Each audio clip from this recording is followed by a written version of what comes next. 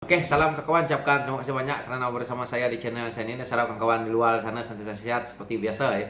Pembicaraan hari ini berkenaan dengan isu politik negara kita ini, yang mana kalau kita tengok juga hari ini angka mencecah 9020, angka yang paling tinggi lah setakat ini. Dan kita tengok apa yang berlaku seminggu ini, angka semua main 8.000 berapa ribu kan. Jadi kita harap dia menurun lah. Dan komen saya sebelum saya nak meneruskan saya punya pencerahan hari ini, saya nak kawan mendengar nih satu yang mungkin boleh kita share untuk mendengar, dan siapa dia orang ini, menteri ini. 22 bulan untuk perintah kerajaan persekutuan, perintah kerajaan negeri. Sebab kita telah bagi peluang kepada PH 22 bulan untuk perintah kerajaan persekutuan, perintah kerajaan negeri. Tetapi tuan-tuan pun tahu Pakatan Harapan sudah gagal. They failed as government. Dia tidak mampu untuk membela rakyat. Saya setuju dengan Datuk Elanggo tadi, kalau kita menghadapi COVID dalam PH, lebih banyak orang Malaysia mati bukan kerana COVID tapi kerana PH. Bila kita minta peruntukan, tak ada waktu. Oke, kawan-kawan ya. So, kita dengar apa yang dia perkatakan. Dia kata lebih banyak orang mati kerana PH, bukan kerana COVID. Dan dia juga bila kita minta uang tak ada, dan ada mereka kata mereka boleh bagi uang. Ini sebelum habis tadi. Kita minta Kuan Eng uang kilek, semua tak ada. Tapi tuan-tuan tengok hari ini, minta dengan Perikatan Nasional, belum minta kita sudah bagi kepada rakyat termasuk kita. Oke, so inilah kata-kata Datuk Seri Azmin Ali. Dia mengatakan minta uang dengan PH tidak ada. Kalau dengan kerajaan PN yang ada hari ini, minta tidak payah minta, terus ada, dia kata. So hari ini buktikan kamu punya keangkuhan tu, kesombongan kamu tu kepada rakyat. Mana yang kamu boleh bagi? Hari ini rakyat merungut, kamu menteri banyak duit, gaji besar, tapi kamu punya kerja pun, apa yang kamu buat pun, menjadi menteri ekonomi pun gagal, rakyat kata. So kamu patutnya juga, kamu pun letak jawatan, menyusahkan. Kamu kata kerajaan PH tidak bagus, kamu mengkritik PKR, kamu juga mengkritik pemimpin-pemimpin yang dulu menaikkan kamu, sehingga kamu boleh duduk dalam kerajaan yang ada hari ini melalui tebuk atap, melalui pengkhianatan itu. So buktikan kepada rakyat hari ini supaya rakyat itu nampak.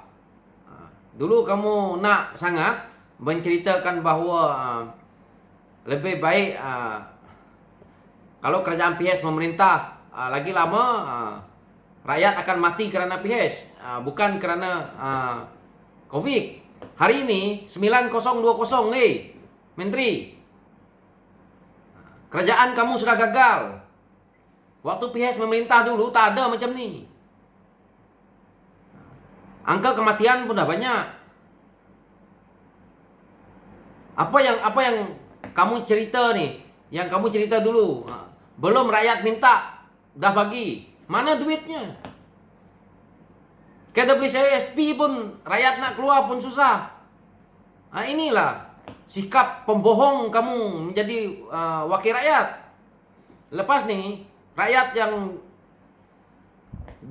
duduk di parlimen dia ni, jangan mengundi dia lagi. Inilah menteri yang tidak sedar diri. Dia cakap lebih baik mengundi Barisan Nasional. Ini dia kata dia tidak tahu dia punya parti itu, PN yang ada hari ini, inilah yang terakhir kita boleh dengar nama kerajaan Perikatan Nasional ni. Lepas ni hilang di telan bumi. Saya yakin itu rakyat betul-betul muak dengan apa yang kamu orang buat. Dan ini saya punya pandangan pribadi saya. menteri-menteri, timbalan menteri ini, dan yang mana yang pegang GLC ini, patutnya lebih baik dibuang ataupun letak jawatan. Ini musim-musim macam ni menyusahkan, bukan ada dia punya ni pun fungsi. Lantikan yang ada di kad JLC itu tidak perlu. Menteri-menteri yang lantikan JLC itu ditolak saja, membuang, membazir duit rakyat. Timbalan-timbalan menteri yang banyak-banyak tu buang semua. Tidak ada fungsi. Menteri pun banyak tidak berfungsi. Buat apa? Rakyat menderita. Ini buat total lockdown. Bantuan pun entah rakyat dapat ke tidak. Di sebagai kedai geruncit apa semua, banyak barang sudah habis. Mungkin sebagian rakyat tidak mendapat lah. Jadi mereka menteri tak apa. Dalam rumah mereka banyak. Ini rakyat terjejas dengan kerja, rakyat terjejas pendapatan.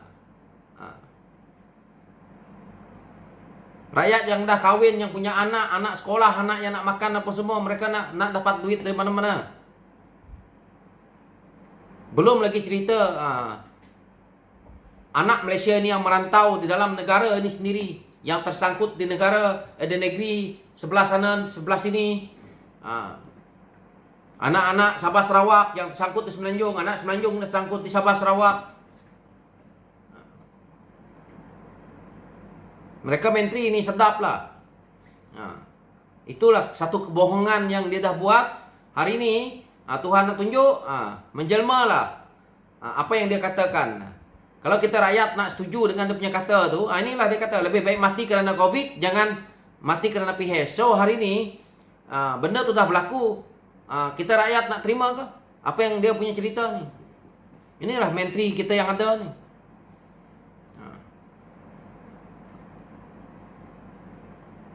Dia tidak sedar diri bahawa dulu dia duduk dalam PKR tu.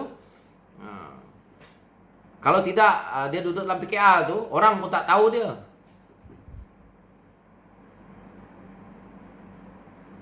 Hari ini dia dah mendapat keistimewaan sewaktu dia duduk dalam PKR. Dia dah keluar dengan sombong, dengan angkuhnya. Saya berharap satu hari kalau PHS memerintah, selidik harta-hartanya. Daripada mana menteri ni tiba-tiba kaya raya? Baru kita tahu. Setahunya saya, orang yang kerja dalam government, orang yang jadi menteri ini tidak boleh kaya. Yang boleh kaya pembisnes yang kaya. Orang yang berniaga boleh kaya. Kalau jadi menteri ini dia tidak kaya, cukuplah makan, tapi tak adalah kaya raya. Jadi kalau menteri-menteri yang kaya raya ni adalah satu benda yang dia buat. Tu yang saya nak pesan dekat dia ni. So inilah pencerahan saya yang merepek, merewang, merapu.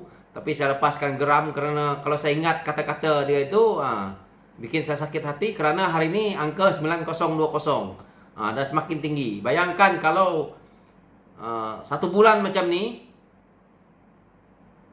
tak jadi kampung zombie kita di Malaysia ni, dikerjakan oleh kerajaan ni. Ini kerajaan gagal, betul-betul gagal lah. Oke kawan-kawan, so sekian dari saya. Dan kita hashtag kerajaan gagal lebih baik. Dan hashtag LTL, lawan tetap lawan. Lawan sampai kerajaan PN ditumbang dan lawan sampai ke Putrajaya. Dan kita harap Dato' Sri Anwar Ibrahim boleh menjadi Perdana Menteri. Sekian dari saya, thank you.